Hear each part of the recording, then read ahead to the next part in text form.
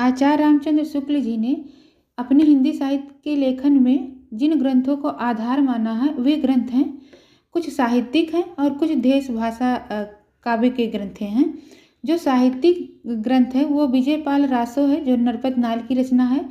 और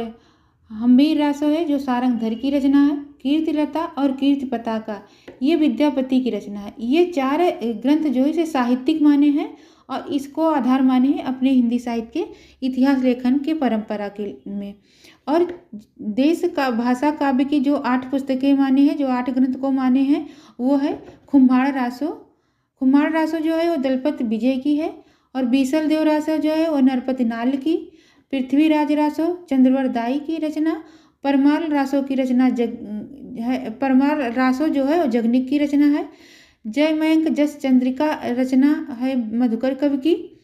जयचंद्र प्रकाश नाम से जो रचना है वो भटकेदार की है, और खुसरो की पहेलियाँ यानी अमीर खुसरो की रचना खुसरो की पहेलियाँ को माने हैं, और विद्यापति के पदावली को भी आधार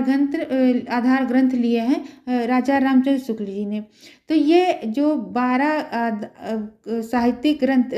ग्रंथ तो 4 हैं और देश भाषा काव्य 8 हैं। तो ये 12 ग्रंथ को ये अपने इतिहास लेखन परंपरा के लिए आधार ग्रंथ माने हैं, और इसी को मानकर उन्होंने अपने ग्रंथ हिंदी साहित्य इतिहास की रचना की है।